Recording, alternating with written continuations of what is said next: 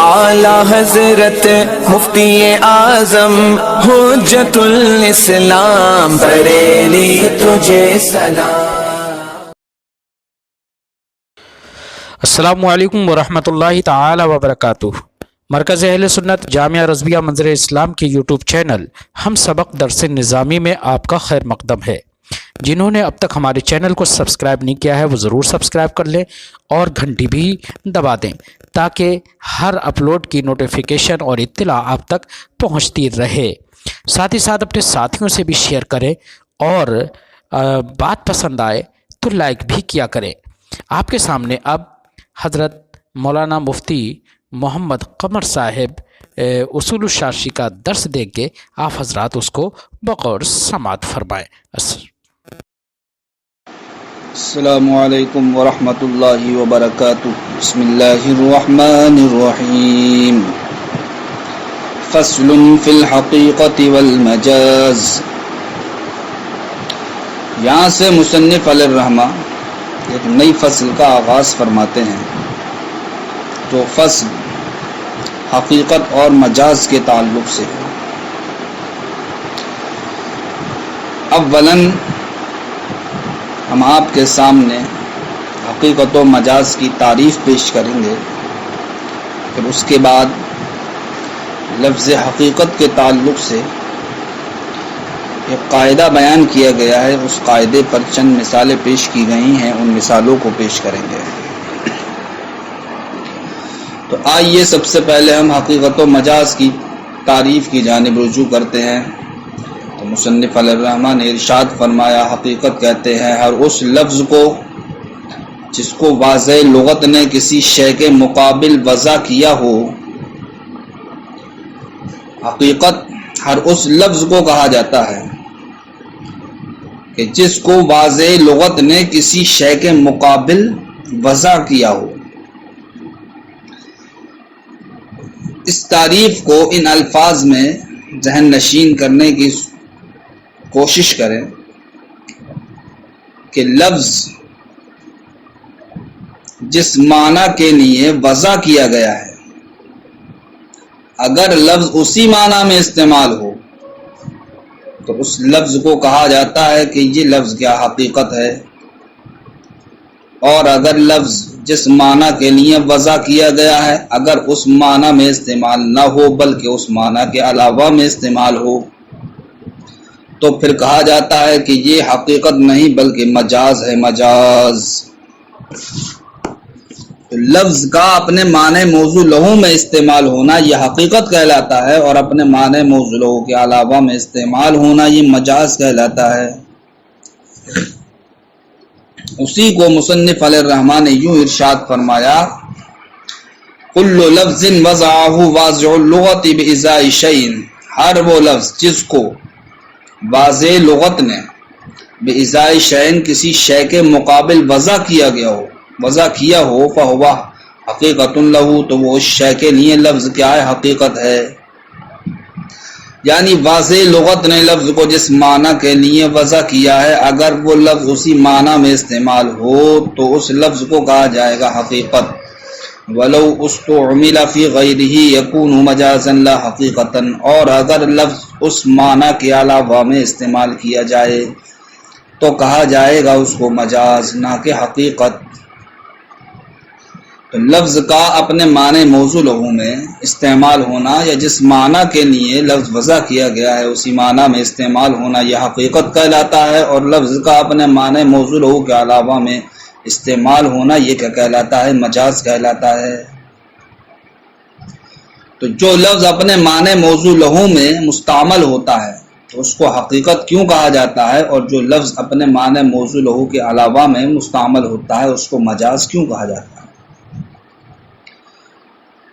تو جو لفظ اپنے معنی موضوع لہو میں مستعمل ہوتا ہے اس کو حقیقت اس لیے کہا جاتا ہے کہ اس کا معنی آتا ہے ثابت کرنا۔ کائے سے بنا ہے، حقا یحقو سے بنا ہے۔ حقیقت حقا یحقو سے بنا ہے جس کا معنی آتا ہے ثابت کرنا۔ تو چونکہ لفظ جب اپنے معنی موضوع لہو میں استعمال ہوا تو اس کا مطلب یہ ہوا کہ لفظ کیا ہو گیا، یہ اپنے معنی موصولوں میں استعمال ہونے کی وجہ سے یہ ثابت و متحقق ہو گیا، اس لیے لفظ کے استعمال کو معنی موصولوں میں کیا کہا جاتا ہے؟ حقیقت۔ اور مجاز اس کا معنی آتا ہے تجاوز کرنے والا، حد سے بڑھنے والا۔ تو چونکہ لفظ جب اپنے معنی موضوع لہو میں استعمال نہیں ہوتا ہے تو اس کا مطلب یہ ہے کہ لفظ اپنے معنی موضوع لہو سے بڑھ گیا، تجاوز کر گیا، اس لیے اس کو کیا کہا جاتا ہے؟ مجاز۔ پھر مصنف علیہ الرحمہ ایک مسئلہ یہ بیان فرماتے ہیں کہ حقیقت اور مجاز یہ دونوں کے دونوں ایک ساتھ ایک ہی حالت میں ایک لفظ سے مراد نہیں لیے جا سکتے، یعنی کہ ایسا نہیں ہو سکتا ہے کہ ایک ہی لفظ سے ایک ہی وقت میں اس لفظ کا معنی حقیقی بھی مراد لے لیا جائے اور اس لفظ کا معنی مجازی بھی مراد لے لیا جائے، ایسا نہیں ہو سکتا۔ کیوں نہیں ہو سکتا؟ اس لیے نہیں ہو سکتا کہ آپ نے جانا کہ حقیقت کہتے ہیں لفظ کا اپنے معنی موضوع لہو میں استعمال ہونا، اور مجاز کہتے ہیں لفظ کا اپنے معنی موضوع لہو کے علاوہ میں استعمال ہونا۔ اور یہ بات محال ہے کہ ایک لفظ ایک ہی حالت میں اپنے معنی موضوع لہو میں بھی مستعمل ہو اور اپنے معنی موضوع لہو کے علاوہ میں بھی مستعمل ہو۔ تو اس بات کے محال ہونے کی وجہ سے مصنف علیہ الرحمٰن نے یہ قاعدہ بیان فرما دیا کہ حقیقت اور مجاز یہ ایک ہی ساتھ ایک ہی لفظ سے ایک ہی حالت میں مراد نہیں لیے جا سکتے، جمع نہیں ہو سکتے، کیونکہ ایسی صورت میں اگر جمع ہو جائیں تو محال لازم آئے گا۔ اس محال سے بچنے کے لیے ہمیں یہ ماننا پڑے گا کہ حقیقت اور مجاز ایک ہی لفظ سے ایک ہی حالت میں ایک ساتھ مراد نہیں ہو سکتے۔ ثم الحقیقت مع المجاز، پھر حقیقت مجاز کے ساتھ لا یجتمعان ارادۃ من لفظ واحدۃ، یہ ایک ہی لفظ سے فی حالت واحدۃ ایک ہی حالت میں مراد لیتے ہوئے جمع نہیں ہو سکتے۔ ولہذا قلنا لما اريد ما يدخل في الساع بقول عليه السلام لا تبيع الدرهم بالدرهمين ولا الساع بالساعين سقط اعتبار نفس الساع حتى جاز بيع الواحد منه بالاثنين۔ یہاں سے مصنف علیہ الرحمہ ابھی جو قاعدہ بیان کیا کہ حقیقت اور مجاز ایک ہی حالت میں ایک ہی لفظ سے ایک ساتھ جمع نہیں ہو سکتے، یعنی کہ معنی حقیقی معنی مجازی دونوں ایک ساتھ ایک ہی لفظ سے ایک حالت میں مراد نہیں لیا جا سکتا، اسی قاعدے پر تفریع پیش کرتے ہوئے کچھ مسائل کا استنباط کرتے ہیں اور فرماتے ہیں کہ نبی کریم صلی اللہ تعالی علیہ وسلم کا فرمان ہے لا تبیعوا الدرہم بالدرہمین ولا الساع بالساعین، کہ اے لوگو تم ایک درہم کو 2 درہم کے بدلے اور ایک ساع کو 2 ساع کے بدلے نہ بیچو۔ تو محل استشہاد یہاں پر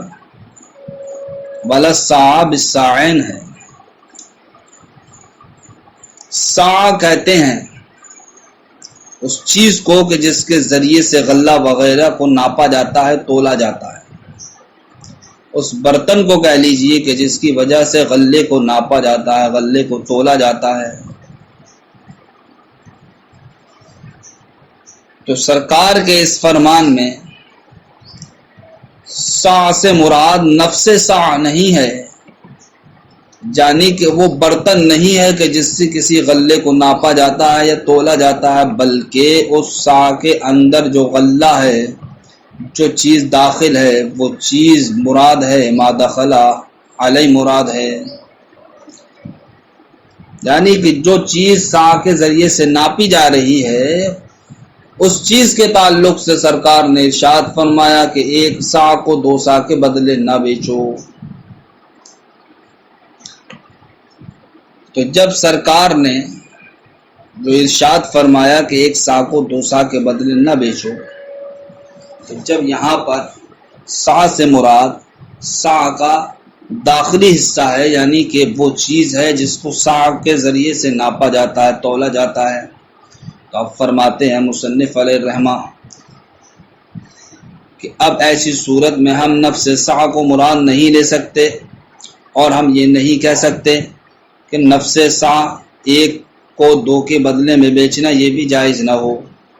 اس لیے کہ سا کے یہاں پر دو معنی ہوگا، ایک معنی حقیقت اور دوسرا معنی کیا ہے؟ مجاز۔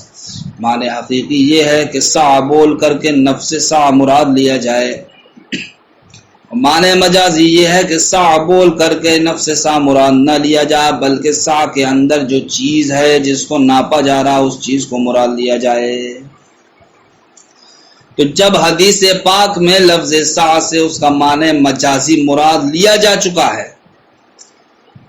یعنی کہ سا بول کر کے سا کا داخلی شے مراد لے لی گئی ہے، تو ہم مصنف نے فرمایا ایسی صورت میں نفس سا جو اس کا معنی حقیقی ہے اس کو مراد نہیں لیا جا سکتا۔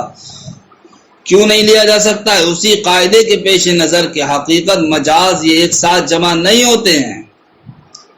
اگر ہم سا سے نفس سا بھی مراد لے لیں اور سا کے اندر داخل ہونے والی شے بھی ہم مراد لے لیں تو ایسی صورت میں لازم آئے گا کہ حقیقت و مجاز یہ دونوں ایک ساتھ جمع ہو گئے۔ اس لیے مصنف علیہ الرحمٰن نے فرمایا جب نبی کریم صلی اللہ علیہ وسلم کے اس فرمان میں لا تبیعوا الدرہم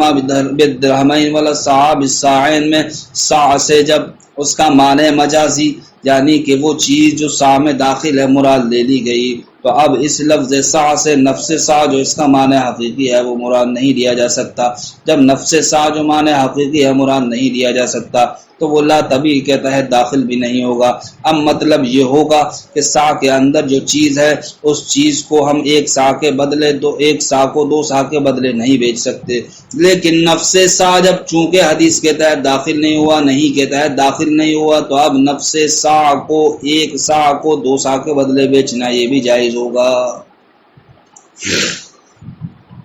فرماتے ہیں وَلِهَذَا قُلْنَا اسی وجہ سے ہم نے کہا لما اریدہ جب مراد لے لیا گیا ما يدخل فی الساعی وہ چیز جو سا میں داخل ہوتی ہے بقولہ علیہ السلام نبی کریم صلی اللہ علیہ وسلم کے فرمان کی وجہ سے، وہ فرمان ہے لا تبیعوا الدرہم بالدرہمین ولا الساع بالساعین سقط اعتبار نفس الساعی، لہذا اب نفس سا کا اعتبار ثابت ہو جائے گا حتی جاز بیع الواحد منہ بالاثنین، یہاں تک کہ ایک نفس سا کی بیع جائز ہوگی دو نفس سا کے ذریعے سے۔ دوسری مثال پیش فرماتے ہیں وَلَمَّا أُرِيدَ الْوِقَاءُ مِنْ آیَةِ الْمُلَامَسَةِ سَقَطَ اعْتِبَارُ إِرَادَةِ الْمَسِّ بِالْيَدِّ، اللہ رب العزت کا فرمان ہے فَإِن لَمْ تَجِدُوا مَاءً فَتَيَمَّمُوا صَعِيدًا طَيِّبًا، اس سے پہلے ہے وَإِن كُنتُمْ جُنُبًا فَاطَّهَّرُوا وَإِن كُنتُمْ مَرْضَىٰ أَوْ عَلَىٰ سَفَرٍ أَوْ جَاءَ أَحَدٌ مِّنكُم مِّنَ الْغَائِطِ أَوْ لَامَسْتُمُ النِّسَاءَ۔ اس آیت کریمہ میں ایک جز کیا ہے؟ أَوْ لَامَسْتُمُ النِّسَاءَ، تم نے عورت کو چھو لیا ہو، تو عورت کو چھونے کی وجہ سے اللہ رب العزت نے ارشاد فرمایا اگر تم پانی نہ پاؤ تو تم کیا کر لو؟ تیمم کر لو۔ أَوْ لَامَسْتُمُ النِّسَاءَ فَلَمْ تَجِدُوا مَاءً فَتَيَمَّمُوا، اب سوال یہ ہے کہ یہاں پر ملامست سے کون سا معنی مراد دیا گیا ہے؟ اس لیے کہ ملامست کے تو دو معنی آتے ہیں، ایک معنی حقیقی ہے، دوسرا معنی مجازی ہے۔ معنی حقیقی تو ملامست کا یہ ہے کہ ہاتھ سے چھونا، اور معنی مجازی ملامست کا ہے مرد کا عورت سے جماع کرنا۔ اب فرماتے ہیں کہ امام اعظم رحمۃ اللہ تعالی علیہ کے نزدیک ملامست سے مراد جماع کرنا جب لے لیا گیا ہے تو اب ملامست سے اس کا معنی حقیقی جو ہاتھ سے چھونا ہے اس کو مراد لینے کا اعتبار ثابت ہو جائے گا۔ اس لیے کہ لامستم النساء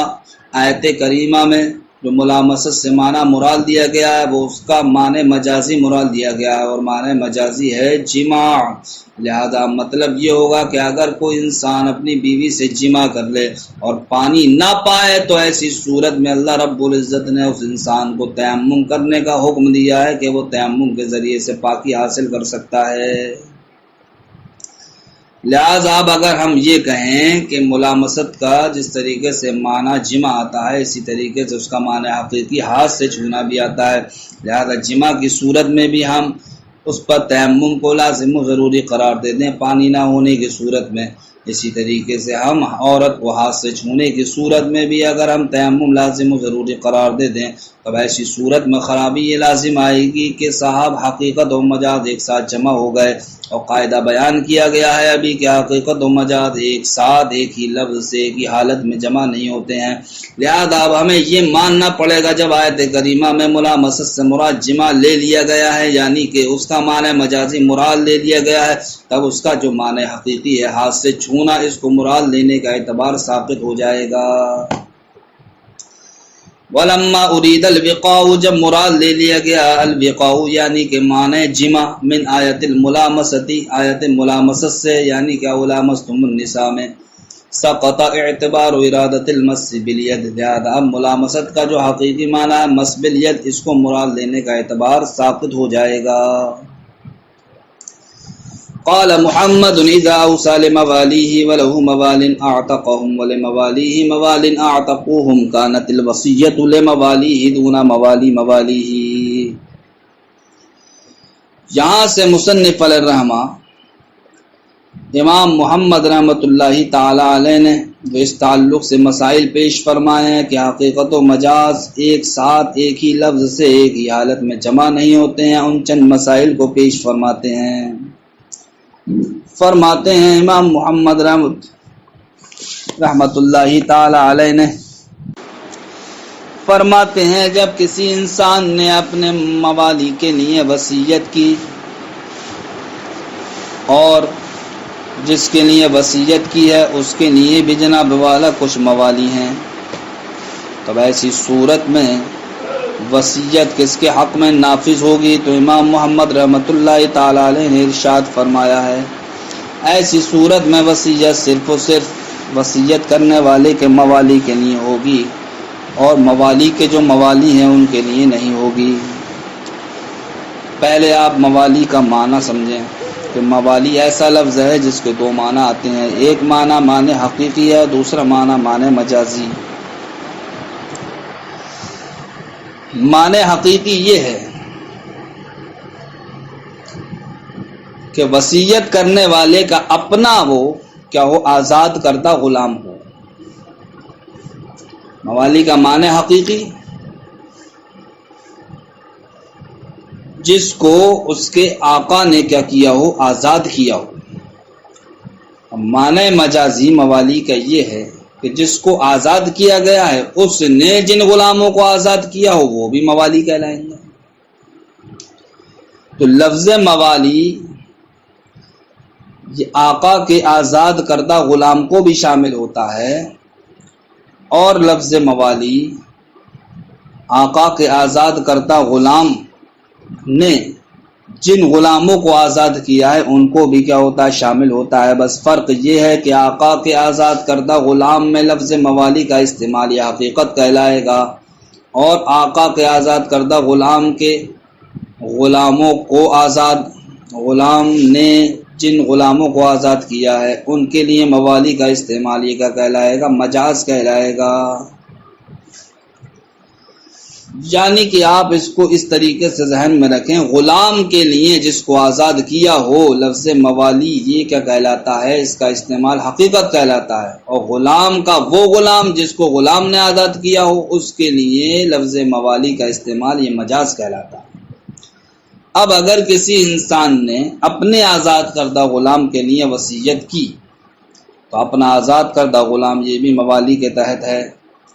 اور وہ بھی موالی شمار کیا جا رہا ہے کہ جو آزاد کردہ غلام جس نے دوسرے غلاموں کو آزاد کیا ان غلاموں کے لیے بھی لفظ موالی کیا یہ شامل ہے۔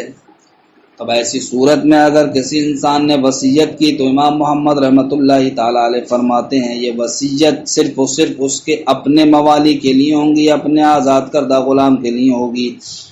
غلام کے غلاموں کے لیے نہیں ہوگی کہ جن غلاموں کو اس غلام نے آزاد کیا۔ کیوں نہیں ہوگی؟ اسی لیے نہیں ہوگی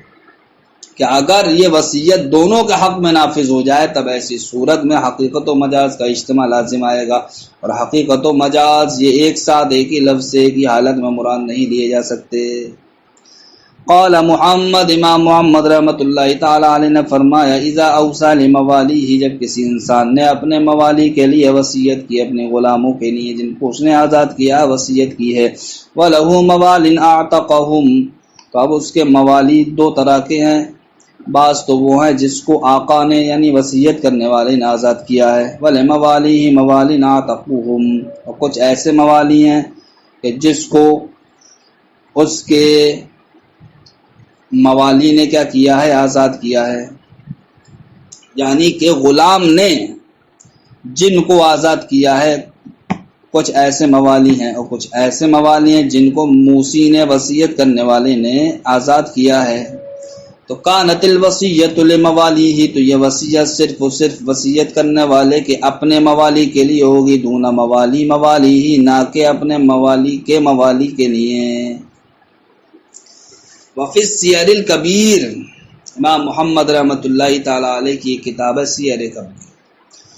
اس میں بھی کچھ مسئلے اسی قبیل سے بیان کیے گئے ہیں۔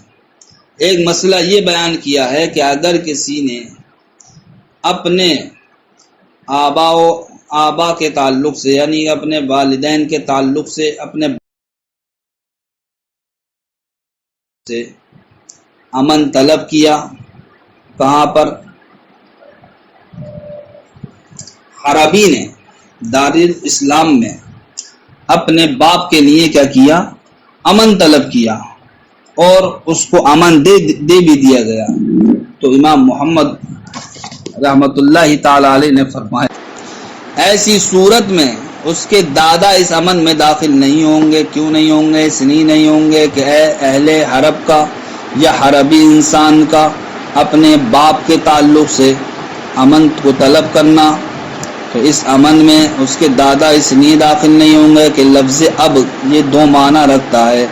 ایک معنی تو معنی حقیقی یعنی کہ اپنے باپ کے لیے استعمال ہوتا ہے، اور معنی مجازی کے طور پر یہ دادا پردادا وغیرہ کے لیے بھی استعمال ہوتا ہے۔ تو جب لفظ اب سے اس کا معنی حقیقی یعنی کہ اسی کا اپنا باپ مراد لے لیا گیا، تو اب اسی لفظ اب سے دادا وغیرہ کو مراد لیا جائے جو کہ اس کا معنی مجازی ہے، تو اب لازم یہ آئے گا کہ ایک لفظ سے ایک ہی حالت میں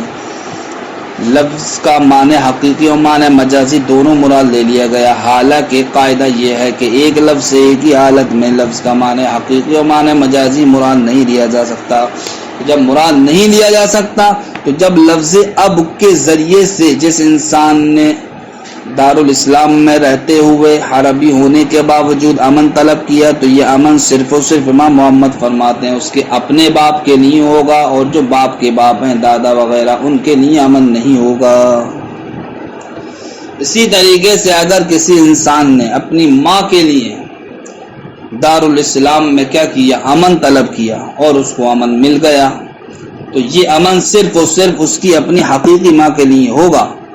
حقیقی ماں کے علاوہ دادی وغیرہ نانی وغیرہ کے لیے نہیں ہوگا۔ کیوں نہیں ہوگا؟ اس لیے نہیں ہوگا کہ لفظ ام کا معنی حقیقی کیا ہے؟ اپنی سگی ماں، اور لفظ ام کا معنی مجازی ہے دادی نانی وغیرہ، تو جب لفظ سے اس کا معنی حقیقی مراد لے لیا گیا حقیقی ماں، تو اب اس لفظ سے اس کا معنی مجازی یعنی کہ دادی یا نانی مراد نہیں لیا جا سکتا، اس لیے کہ اگر لفظ سے حقیقی معنی کے ساتھ ساتھ معنی مجازی بھی مراد لے لیں تب ایسی صورت میں حقیقت و مجاز کا اجتماع لازم آئے گا۔ فرماتے ہیں وَلَوْ اسْتَأْمَنَ أَهْلُ الْحَرْبِ عَلَىٰ آبَائِهِمْ، اگر کسی حربی نے اپنے باپ پر امن کو طلب کیا، لَا تَدْخُلُ الْأَجْدَادُ فِي الْأَمَانِ، تو اس امان میں اس کے دادا نانا وغیرہ داخل نہیں ہوں گے۔ وَلَوْ اسْتَأْمَنُوا عَلَىٰ أُمَّهَاتِهِمْ، اور اگر کسی انسان نے اپنی ماں کے تعلق سے امن طلب کیا، لَا يَثْبُتُ الْأَمَانُ فِي حَقِّ الْجَدَّاتِ، تو امان یہ دادی نانی کے حق میں ثابت نہیں ہوگا۔ وَعَلَىٰ هَٰذَا قُلْنَا إِذَا أَوْصَىٰ لِأَبْكَارِ بَنِي فُلَانٍ لَا تَدْخُلُ الْمُصَابَةُ بِالْفُجُورِ فِي حُكْمِ الْوَصِيَّةِ۔ یہاں سے مصنف علیہ الرحمہ ایک اور مسئلہ بیان فرماتے ہیں، اس مسئلے کو سمجھنے سے پہلے باقرہ کا معنی ذہن نشین کر لیجئے۔ باقرہ اس لڑکی کو کہا جاتا ہے کہ جس کا پردہ بکارت زائل نہ ہوا ہو، جس کا پردہ بکارت زائل نہ ہوا ہو اس کو کیا کہا جاتا ہے؟ باقرہ۔ اور امام اعظم رحمۃ اللہ تعالی علیہ کے نزدیک اس لڑکی کو بھی باکرہ کہا جاتا ہے کہ جس کا پردہ بکارت زنا کی وجہ سے زائل ہو گیا ہو اور اس کا نکاح نہ ہوا ہو. اس لڑکی کو بھی باکرہ کہا جاتا ہے یا باکرہ کے حکم میں مانا جاتا ہے کہ جس کا پردہ بکارت زنا کی وجہ سے زائل ہو گیا ہو اور اس کا نکاح نہ ہوا ہو. اس لڑکی کو کہ جس کا پردہ بکارت زنا کی وجہ سے زائل ہو گیا ہو، اس کو باکرہ کے حکم میں امام اعظم رحمۃ اللہ تعالی علیہ اس لیے مانتے ہیں کہ اس کے معاملے کو چھپانے کے لیے، یعنی کہ جس لڑکی کا نکاح نہیں ہوا ہے اور اس نے زنا کرا لیا، تو امام اعظم رحمۃ اللہ تعالی علیہ اس لڑکی کو بھی باکرہ کے حکم میں مانتے ہیں، تاکہ اگر باکرہ کے حکم میں نہ مانا جائے تو اس کا مسئلہ، اس کا معاملہ جو یہ کرا چکی ہے لوگوں میں شائع و ضائع ہو جائے گا، پھر یہ نکاح کے قابل نہیں رہے گی. لہذا اس کے معاملے کو چھپانے کے لیے امام اعظم رحمۃ اللہ تعالی علیہ نے اس لڑکی کو بھی، جس لڑکی کا پردہ بکارت زنا کی وجہ سے زائل ہو گیا ہو اور نکاح اس نے نہیں کیا ہو، اس کو بھی باکرہ کے حکم میں ہی مانا ہے. تو باکرہ کے دو معنی ہوئے، ایک معنی حقیقی اور دوسرا معنی مجازی. معنی حقیقی باکرہ کا ہوا کہ وہ لڑکی جس کا پردہ بکارت زائل نہ ہوا ہو، اور معنی مجازی ہوا وہ لڑکی جس کا پردہ بکارت زنا کی وجہ سے زائل ہو گیا ہو. اب اگر کسی انسان نے وصیت کی بنی فلاں کے باکرہ کے لیے، تو سوال یہ ہے کہ کون سی باکرہ لڑکی مراد لی جائیں گی؟ وہ لڑکیاں مراد لی جائیں گی جن کا پردہ بکارت زائل نہیں ہوا ہے، یا وہ لڑکی بھی مراد لی جائے گی جس کا پردہ بکارت زنا کی وجہ سے زائل ہو گیا ہے؟ امام محمد رحمۃ اللہ تعالی علیہ نے فرمایا اس وصیت میں صرف اور صرف وہ لڑکیاں مراد لی جائیں گی جن کا پردہ بکارت زائل نہیں ہوا ہے. رہی وہ لڑکی کہ جس کا پردہ بکارت زنا کی وجہ سے زائل ہو گیا ہے، وہ اگرچہ باکرہ کے حکم میں ہے لیکن اس وصیت میں داخل نہیں ہوگی، اس لیے کہ اگر ہم وصیت میں داخل مان لیں تو ایسی صورت میں حقیقت و مجاز کا اجتماع لازم آئے گا، اور حقیقت و مجاز کا اجتماع جائز نہیں ہے. وَعَلَى هَذَا قُلْنَا، اسی بنیاد پر ہم نے کہا اذا اوصل ابکار بنی فلاں، جب کسی انسان نے بنی فلاں کی باکرہ کے لیے وصیت کی، تو اب اس وصیت میں لا تدخل المصابۃ بالفجور فی حکم الوصیت، وصیت کے حکم میں وہ لڑکی داخل نہیں ہوگی جس کا پردہ بکارت زنا کے ذریعے سے زائل ہو چکا ہے. وَلَوْ أَوْصَى لِبَنِي فُلَانٍ وَلَهُ بَنُونٌ وَبَنُو بَنِيهِ كَانَتِ الْوَصِيَّةُ لِبَنِيهِ دُونَ بَنِي بَنِيهِ. اب ایک مسئلہ یہ بیان فرماتے ہیں کہ آپ جانتے ہیں لفظ ابن یہ بھی دو معنی رکھتا ہے، ایک معنی حقیقی رکھتا ہے، دوسرا معنی مجازی رکھتا ہے. لفظ ابن کا معنی حقیقی ہے اپنا بیٹا، سگا بیٹا، اور معنی مجازی کے طور پر لفظ ابن یہ پوتے کے پوتے یا پوتے کے بچے، ان تمام کو کیا شامل ہے. تو ابن کا معنی حقیقی ہوا اپنا سگا بیٹا، اور ابن کا معنی مجازی ہوا بیٹے کا بیٹا. لہذا اب اگر کسی انسان نے وصیت کی بنی فلاں کے بیٹوں کے لیے، اب بنی فلاں کے بیٹے دو طرح کے ہیں، ایک تو اس کے اپنے بیٹے اور دوسرے اس کے بیٹے کے بیٹے، تو یہ وصیت کس کے لیے ہوگی؟ تو یہ وصیت صرف اور صرف اس کے اپنے بیٹوں کے لیے ہوگی، بیٹوں کے بیٹوں کے لیے نہیں ہوگی. اس لیے کہ اگر بیٹوں کے بیٹوں کے لیے بھی ہو جائے تب ایسی صورت میں حقیقت و مجاز کا اجتماع لازم آئے گا، جو کہ جائز نہیں ہے. وَلَوْ أَوْصَى لِبَنِي فُلَانٍ، اور اگر کسی انسان نے بنی فلاں کے لیے وصیت کی، یعنی کہ فلاں کے بیٹوں کے لیے وصیت کی، وَلَهُ بَنُونٌ، اور اس کے بیٹے دو طرح کے ہیں. وَلَهُ بَنُونٌ، ایک تو اس کے حقیقی بیٹے ہیں، وَبَنُو بَنِيهِ، اور اس کے دوسرے بیٹے کے بھی بیٹے ہیں. تو كانت الوصیۃ لبنیہ، تب ایسی صورت میں وصیت صرف اور صرف اپنے بیٹوں کے لیے ہوگی، دون بنی بنیہ، نہ کہ بیٹوں کے بیٹوں کے لیے. ایک اور مسئلہ ملاحظہ فرمائیں کہ ہمارے اصحاب نے فرمایا ہے اگر کسی انسان نے قسم کھائی کہ وہ فلاں سے نکاح نہیں کرے گا، اور وہ فلاں عورت کیا ہے؟ اجنبیہ ہے، تو یہ قسم کس چیز کو لے کر منعقد ہوگی؟ فرماتے ہیں اس قسم کو عقد پر معمول کیا جائے گا، کہ اس کے قسم کھانے کا مطلب یہ ہوگا کہ وہ فلاں اجنبی عورت سے نکاح نہیں کرے گا. اگر اس نے فلاں اجنبی عورت سے نکاح کر لیا تو اب وہ کیا ہو جائے گا؟ حانس ہو جائے گا۔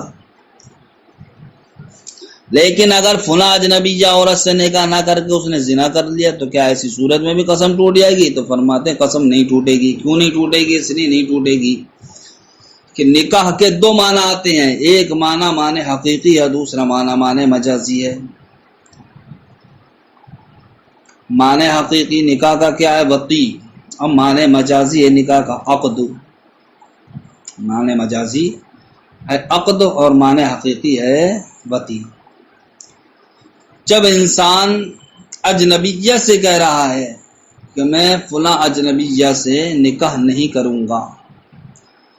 تو اجنبیہ چونکہ وطی کا محل نہیں ہے، اس لیے کہ وطی کا محل تو وہ عورت ہوتی ہے جو کہ منکوحہ ہو،